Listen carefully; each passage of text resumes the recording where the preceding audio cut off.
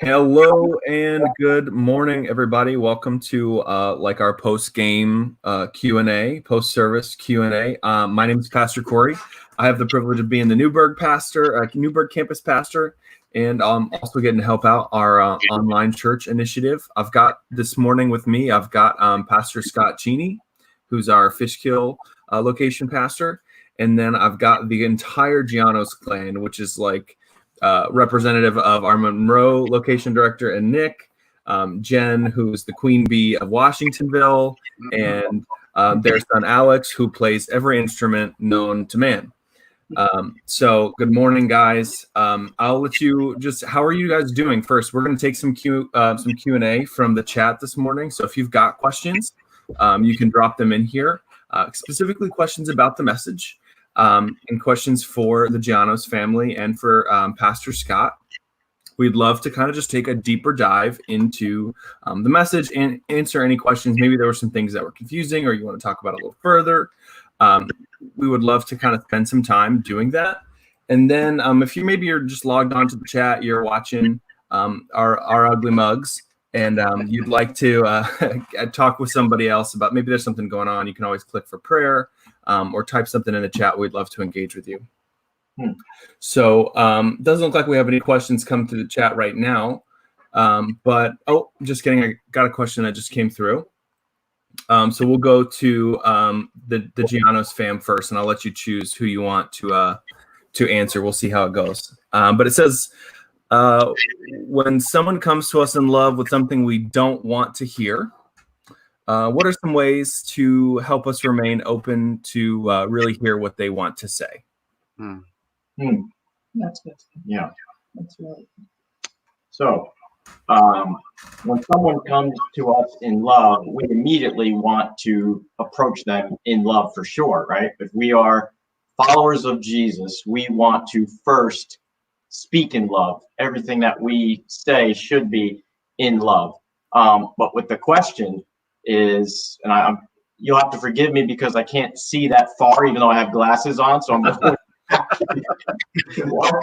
our computer's a little bit further than Scott and Corey, so I'm going to reach in a little bit more.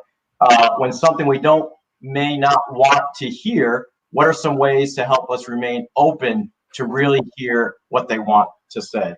I think that's a great question. One of the things that I love to do is in any time is really think of it in the non-selfish way, is approach them in wanting to hear that, wanting to be able to hear what they're trying to say to me and listen to them more than ever. Nothing speaks more to the person when they know you are listening. Sometimes words don't need to be said. It's just you listening is love. Just by listening to someone is more than you can understand, because they might never be heard. And for someone to hear them is really you speaking in love. So that's the first thing that we always want to do, is we want to listen first. James talks about that in the Bible. He wants us to listen, and that's very important for us to do, especially if we're married. Guys, I don't know about you. I'm very mechanical. I'm very hands-on. I always want to fix something. So when my wife comes to me and says something, the first thing I want to do is I want to fix her problem. I want to fix everything. But that's not what she wants. All she wants me to do is to listen to her. That's so good. You guys touched on like a whole can of worms, Scott. Where like I feel like I could hear my wife downstairs being like, "Amen," because I have that same fix it. Maybe it is like sort of a textile like man thing where like I want to be the solution. But it often like takes me away from listening. Or maybe listening truly and maybe hearing like the things that I think are wrong. I'm like, oh well, that's everything wrong with what you just said. Let me fix all of you right now.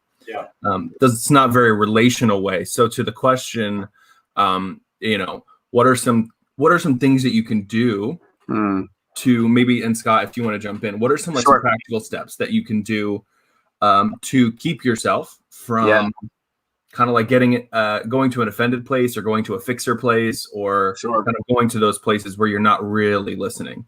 One of the things that I always like to share is using an analogy like a baseball umpire, right? So an umpire has a very specific job, and they don't want to make a mistake, because if you make a mistake in that what seems like a split second, you have huge repercussions, right?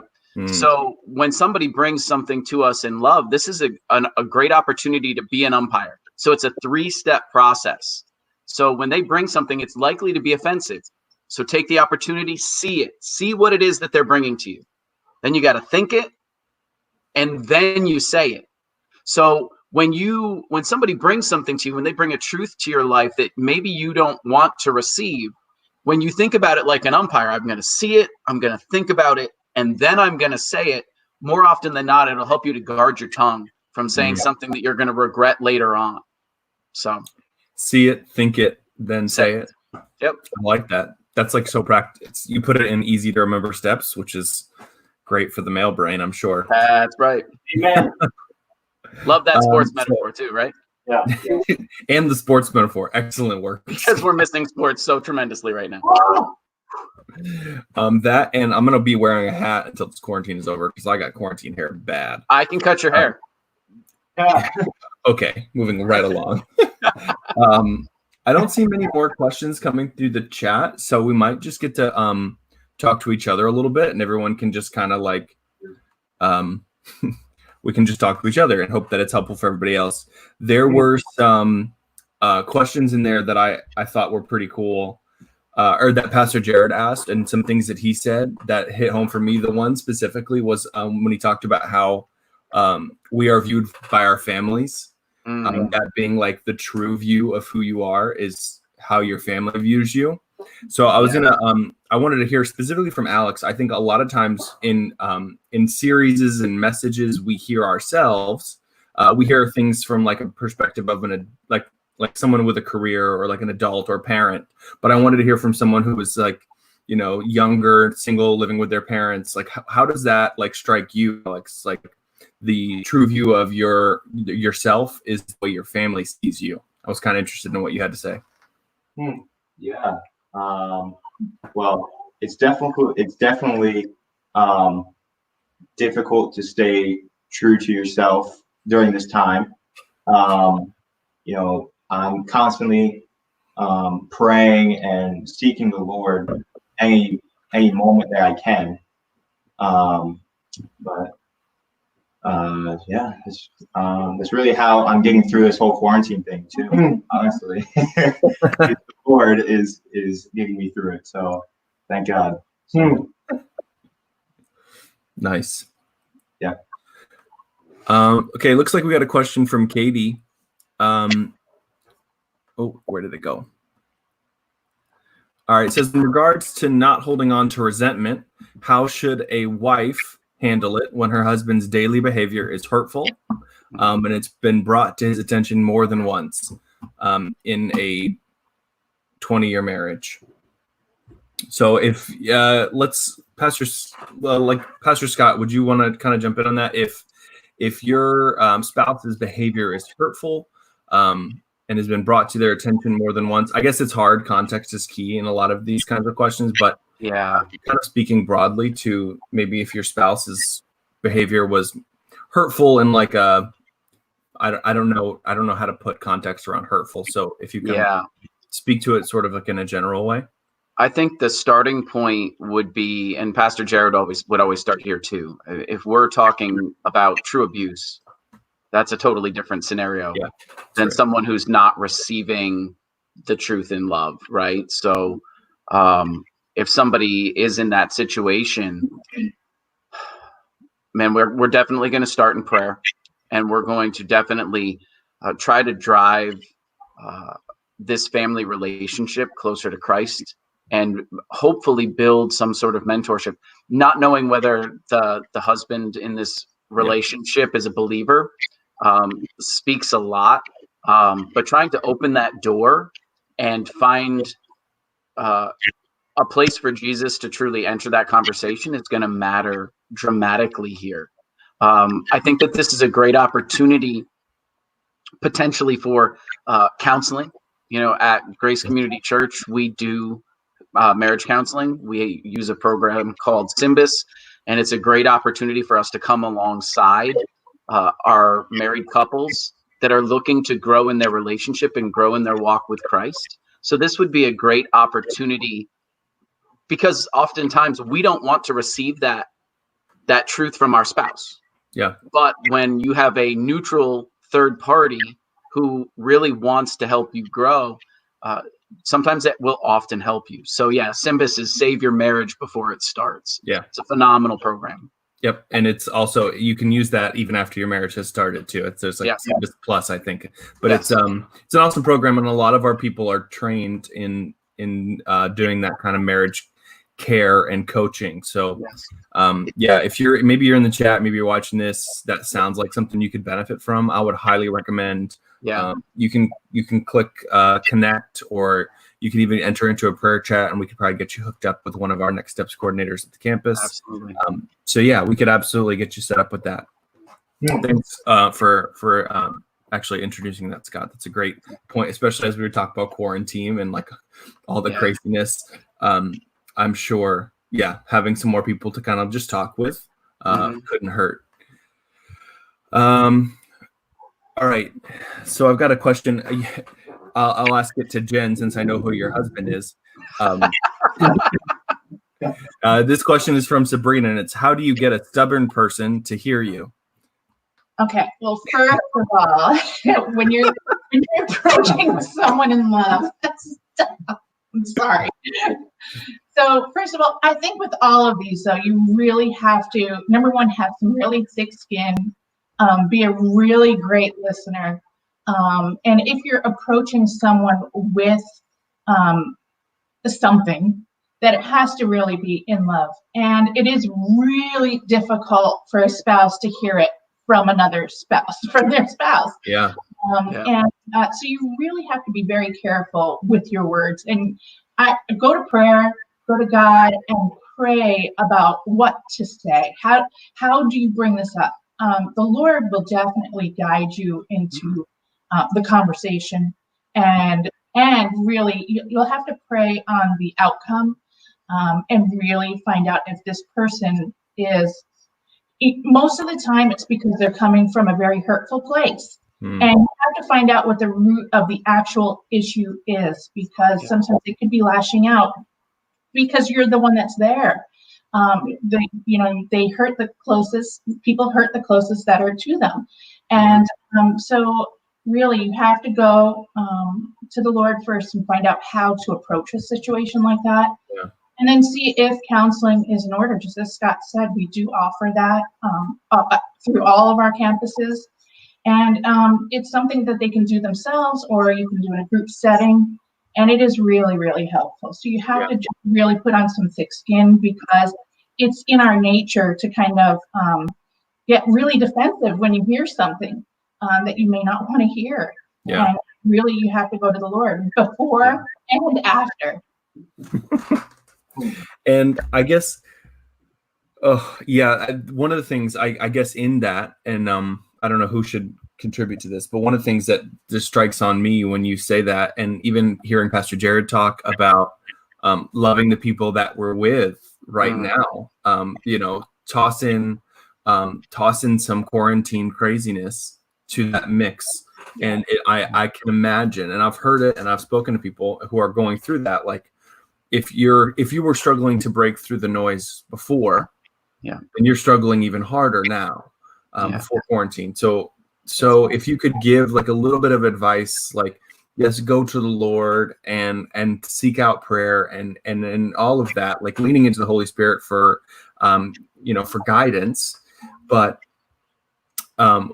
what is like something practical that you could take, like you could practice, like we could walk out of this moment and go, directly to our spouse and practice like something really particular, maybe like what's a trick that you guys do? I know for Sarah and I, we, if we're having some of those moments where we just know we're like missing each other, or like our words are hitting each other in like a pretty like confrontational way. Sometimes we'll sit, you can't see it. but we'll sit and we'll put our knees touching so that we have to look each other right in the eyes with no distraction. Just sort of like reconnecting, like, oh yeah, we do love each other. Like, even though it feels like we don't, we do. Is there anything like that? Do you guys have anything like practical tips that might help you recenter? We have this thing where we do every morning, that we come downstairs and for an hour every morning, whether it's devotional time or prayer time, but we sit with each other every morning before the kids come down. And that's our way of really discussing things, issues, things that we may have with each other, and or the outside world. But it's our time to just really sit and focus on each other, and talk to each other through things that we might find difficult, or celebrations even. So as much, when you put out something bad, you also have to put out something to equal that out. So whether you're celebrating something or bringing something to light, it's really important to do both.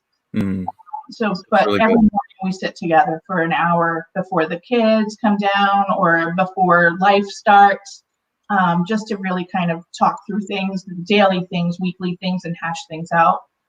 So that way we have a really good perspective and we're both on the same page with things. That's great. That's awesome. Yeah, the only thing that I would jump in on that one, see this thing? It kills communication. Yeah. So, if you're struggling in communication with your spouse, like Jen and Nick were saying, they're morning people. My wife and I, Maritza and I, are evening people. And, the phone's got to go away, right? You're not going to be able to make eye contact or connect with another human being if you've got this device between you. So if you're really trying to increase your communication, that's step one, is get the technology out of the way. Yeah, and something I want to add to what Jen was saying too is we got to keep in mind, hurt people, right? The person is being stubborn, the person is being disrespectful, the person is being this way, maybe because they're just hurting inside. And the way that they release their hurt is by hurting you. And of course, they're going to always hurt the person that's closest. And unfortunately, with us being quarantined together, they're close with you at home. So keep that in mind. Your actions through that stubbornness, your actions after all that happened are going to be huge. You want to bring that down and make sure that your actions are not going to promote the stubbornness. They're not going to promote anger and promote something else. You don't even have to speak, just the actions that you do, facial expressions, things like that, all that in check during that time. Yeah. Pastor Lee just said in the chat, he said, the problem is rarely the problem. It's like, that is the truth. That's so real. And I think we'll kind of wrap up here. I'll let you do closing thoughts in a second. But my closing thought and like my closing charge and challenge, and I think we hear it echoed in this sermon series from Pastor Jared quite a bit, is talking about being self-aware, being humble, and then today, being a safe place. So I guess even like, as I heard that message, the heaviness on my heart was, even when Pastor Jared talked about how large he was and how his sons might perceive him, I had that same, it was a moment for me where I was like, oh yeah, what an excellent reminder that more than ever, not just our words, not just our actions, even our posture towards our family right now matters, in creating a safe place, because we're all at home and we are, everything feels a little uneasy. It's all sort of up and down. So what an awesome opportunity with every way, like to connect with your family, connect with your quarantine, and kind of create a safe place and talk about like, what is it that makes you feel most safe? What is it that I can do what is it that I've been doing that's been destroying safety? And how can I be a part of creating some more? So that's something that we'll be working on this week as a family. I'm curious, takeaways, closing remarks, Giannos's, and then Pastor Scott, if you want to wrap us up. Sure. Yeah. So we as a family have decided we want to do things together. We know that there's going to be times that we all want to do our own unique thing. But one of the things we want to do together is we have movie night. So every single night we spend time together as a family watching a movie. Now it may not be a movie I want to watch or Jen wants to watch, or or Alex or Angelina wants to watch, but we as a family are going to watch it together because one of us wants to watch it and one of us wants to see it. So we're gonna join hands and watch that movie together, and that's been special for me. It's been just finding the Lord during this time, seeking Him, being alone with Him, hearing His voice. You can really hear Him when you're alone. You can hear Him when there's noise around you, and that's so important. So I start every morning before we have our devotional time. You know, I get up extra early and I just seek the Lord. I find Him. I'm in His Word. I'm praying. Because first of all, if I didn't do that, she'd probably kill me because I need to be. You guys are early morning people. Yeah. And every night is movie night. So I just want to like praise you for the way that you're doing this quarantine. Congrats. Yeah. You're killing it. It's been, you know, we look at it as a gift, a blessing. God has given us time to be together. God has given us this opportunity. What we're going to do with it, you know, is huge. And I just put this out to our Monroe peeps. The Monroe leadership team this morning is like, in 60 days, you're going to look back. What is it that you're going to say, I wish I would have done, and just fill in the blank? You know, look back. Right now, you have the time. Go do what that may be, what the fill in the blank. Don't waste this time. You know, one of the verses I was speaking of is in Colossians about wasting the time. Don't waste this time God has given us. Spend time with family, even if it's 5-10 minutes, whatever. Do something together because it's so special. And this, when this is all over, it's just going to boost the relationship of the family even greater. Yeah. Take advantage of this time. Take advantage of it with your family, especially if you have kids and teenagers, because before you know it, you know, they're going to be grown up and they're going to be out of the house. So take advantage of it. Do you hear that, Alex? He's trying to kick you out. I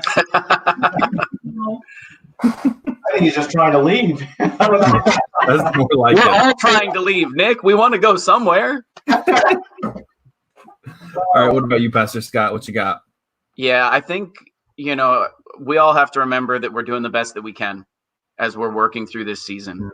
And God gives us new beginnings every day. Sometimes He gives us new beginnings 3, 4, 5, 10 times in a day.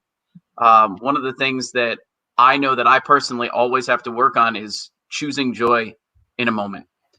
We have this opportunity, you know, when you're coming home from work, we've got a lot of people that are watching this right now that are still going to work every day, and they're dealing with tremendous stress and challenge.